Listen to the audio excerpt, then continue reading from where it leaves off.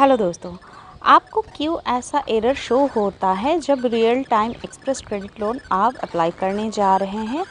तो आपको बताया जाता है you are not eligible for real time express credit as of now, please kindly contact the branch.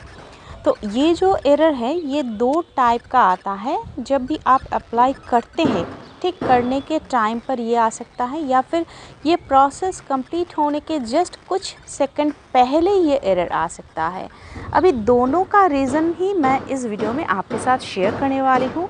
वो रीज़न तो पहले आप जान लीजिए कैसे टाइप का होता है, उसके बाद आप खुद ही जज कर पाएंगे कि आपका एरर क्यों आ रहा है और आपको कौन सा सल्यूशन चाहिए यहाँ से। तो पहले अगर आप अप्लाई करते हैं उस टाइम पर ही आपको ये मैसेज शो होता है, इसका मतलब ये है कि आप इस लोन के लिए एलिजिबल नहीं हैं। उसका रीज़न ये हो सकता है कि आप गवर्नमेंट या फिर डिफेंस एम्प्लॉय में नहीं आते हैं, क्योंकि अभी ये लोन जो है वो सिर्फ गवर्नमेंट एम्प्लॉयज़ और डिफेंस एम्प्लॉयज़ को ही दिया जा रहा है, बाकी किसी को भी ये लोन ऑफ़र नहीं किया जा रहा है।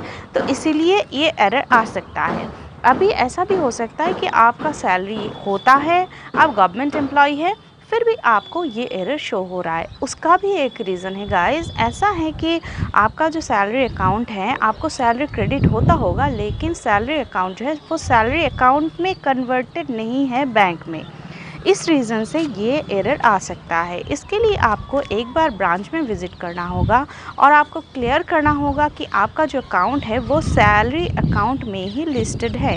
अगर सैलरी अकाउंट में लिस्टेड है तो बहुत सारा फैसिलिटी है। ऑलरेडी इसके ऊपर मैंने डेडिकेटेड एक वीडियो बना रखा है कि सैलरी अकाउंट का फैसिलिटी क्या क्या होता है, तो आप वो भी एक बार चेक कर सकते हैं।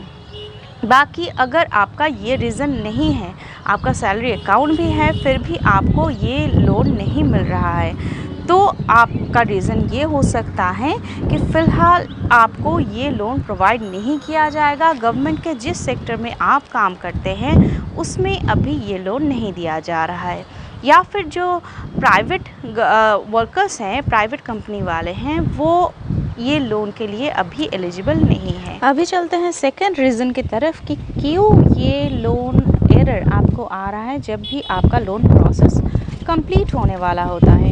तो गाइस, इसका रीज़न यही है कि सिस्टम जो है वो आपका सिविल स्कोर -1 चेक नहीं कर पा रहा है, इसीलिए ये एरर आपको आ रहा है। सिस्टम सिर्फ आपका सिविल स्कोर तब चेक कर पा रहा है जब भी आपका कोई सिविल रिकॉर्ड पहले से बना हुआ है।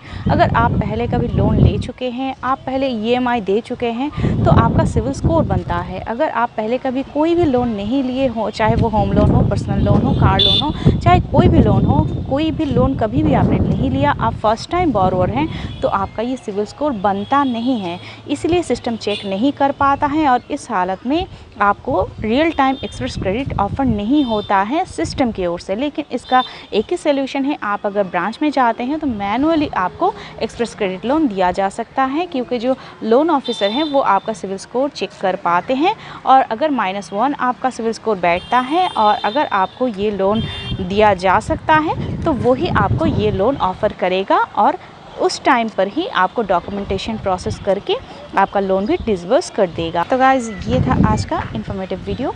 अगर पसंद आए तो लाइक करना मत भूलिएगा। मिलते हैं फिर से नए वीडियो के साथ, तब तक के लिए stay safe, stay healthy guys. Thank you.